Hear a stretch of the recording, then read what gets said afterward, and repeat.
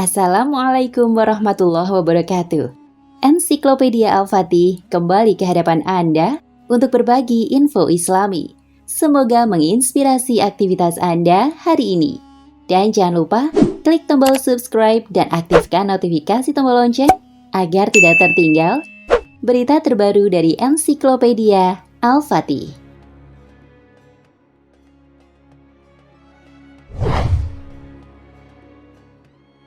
Manusia selalu berusaha dengan berbagai macam cara untuk melindungi dirinya dari gangguan dan kejahatan orang lain.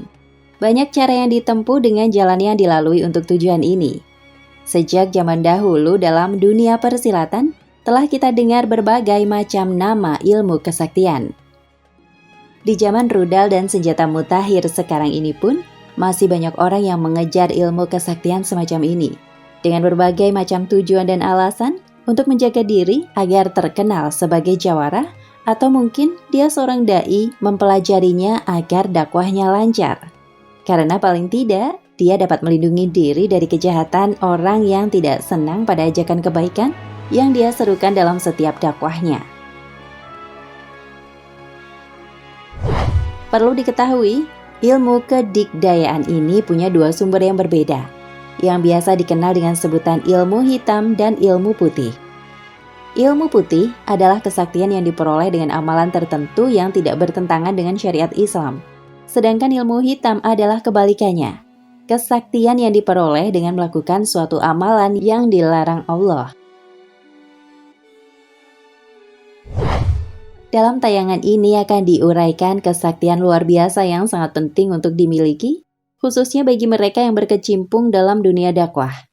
Ilmu ini adalah ilmu kebal yang diajarkan dan diwariskan Rasulullah SAW kepada para sahabatnya.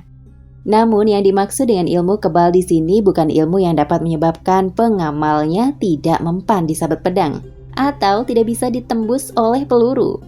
Ilmu kebal tingkat tinggi yang diajarkan Rasulullah SAW ini adalah kekebalan hati. Orang yang menguasai ilmu ini tidak akan mudah sakit hati, tidak gampang tersulut kemarahannya, tidak gampang termakan hasutan orang, jauh dari dengki dan hasut, sehingga hidupnya terasa benar-benar tentram. Rasulullah sangat pemaaf, tidak mudah merasa sakit hati walaupun diperlakukan dengan perbuatan yang sangat menyakitkan sekalipun. Beliau dicaci, dihina, disakiti, tetapi dengan mudahnya beliau melupakan itu semua. Sudah kerap kita dengar sebuah riwayat yang menyebutkan bahwa Rasulullah setiap kali pulang dari masjid diludahi oleh seorang kafir. Suatu hari, Rasulullah SAW tidak mendapati orang tersebut. Ketika Rasulullah mengetahui orang itu ternyata sakit, beliau bergegas untuk menjenguknya, dan sebab itulah orang tersebut masuk Islam.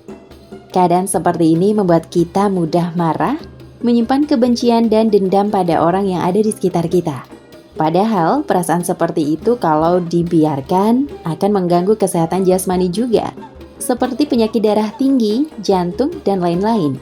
Itulah sebabnya kita sangat perlu mendalami setidaknya 10 jurus sakti dari Rasulullah SAW ini.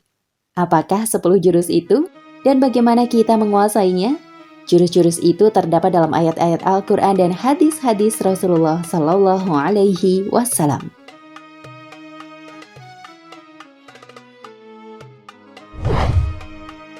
Tentu saja cara mendapatkan kekebalan itu adalah dengan memahami, menghayati, dan berusaha mencontoh Rasulullah SAW dalam mengamalkannya.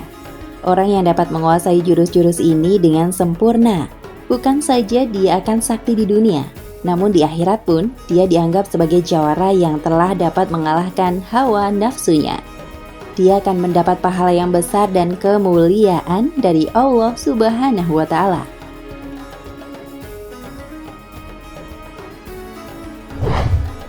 1. Menahan marah.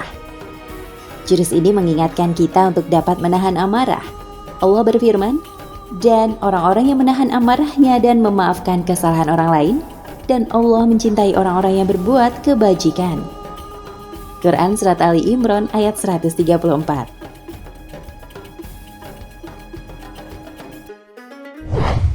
2. Akhlak utama. Jurus ini mengingatkan kita untuk dapat meraih akhlak paling utama. Rasulullah Shallallahu Alaihi Wasallam bersabda, "Wahai Uqbah, tidakkah aku memberitahumu akan akhlak paling utama bagi penghuni dunia dan akhirat? Engkau menyambung hubungan terhadap orang-orang yang memutus hubungan denganmu. Engkau memberi orang yang tidak mau memberimu, dan engkau memaafkan orang yang menzalimimu." Jami'ul Hadis, juz 37, halaman 309.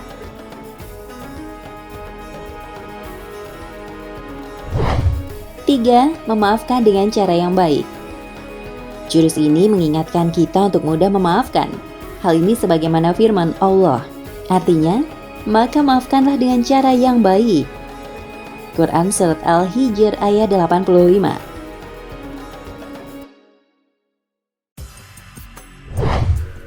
4. Lebih berharap ampunan Allah.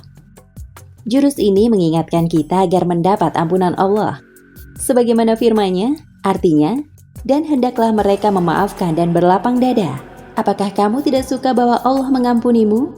Dan Allah Maha Pengampun lagi Maha Penyayang. Quran Surat An-Nur ayat 22.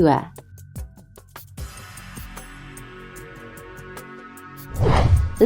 Sabar. Jurus ini mengingatkan kita agar bersifat sabar. Allah berfirman, artinya, barang siapa yang bersabar dan memaafkan, sesungguhnya yang demikian itu termasuk perbuatan yang mulia. Quran Surat Asy-Syu'ara ayat 43.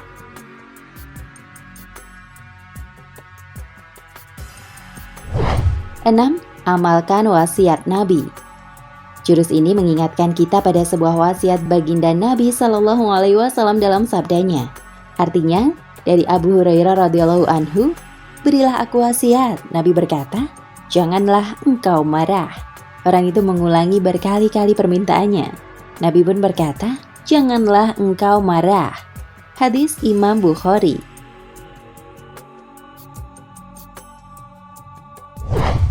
7. Lemah lembut.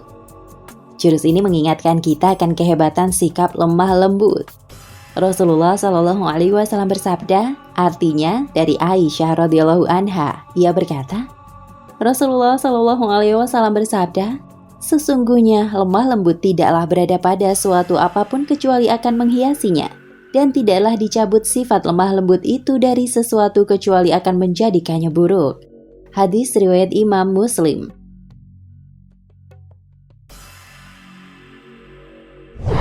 8. Kekuatan inti. Jurus ini mengingatkan kita bahwa kekuatan yang sesungguhnya adalah menahan amarah. Dari Abu Hurairah radhiyallahu anhu, bahwa Rasulullah Shallallahu Alaihi Wasallam bersabda, tidaklah kekuatan itu dengan menang dalam bergulat, akan tetapi orang yang kuat adalah orang yang dapat menahan amarahnya ketika ia marah. Hadis Imam Bukhari, Muslim.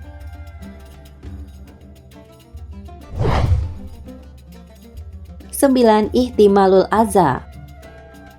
Jurus ini mengingatkan kita bahwa ihtimalul adza, bersabar atas keburukan orang, adalah pembuka pertolongan Allah.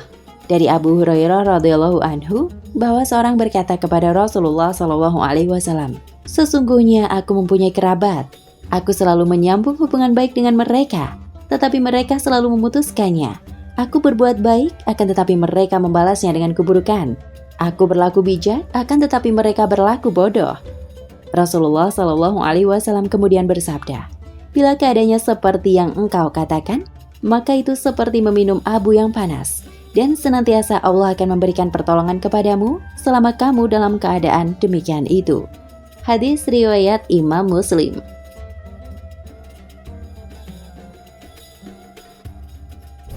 10. Doa pemungkas. Mendoakan orang yang menzalimi dan menyakiti kita dengan doa yang baik adalah suatu perilaku yang luar biasa. Hal ini seperti yang dilakukan Rasulullah Shallallahu Alaihi Wasallam terhadap penduduk Thaif. Orang tidak akan dapat mendoakan orang yang menyakitinya dengan doa yang baik, kecuali orang yang berhati mulia.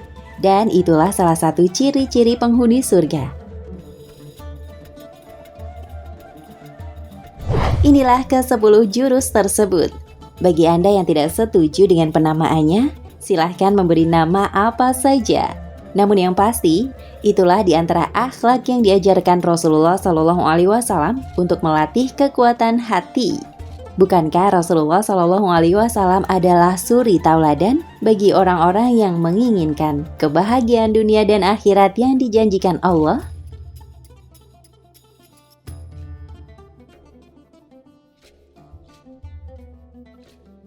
Nah pemirsa Ensiklopedia Al-Fatih, sampai di sini perjumpaan kita kali ini.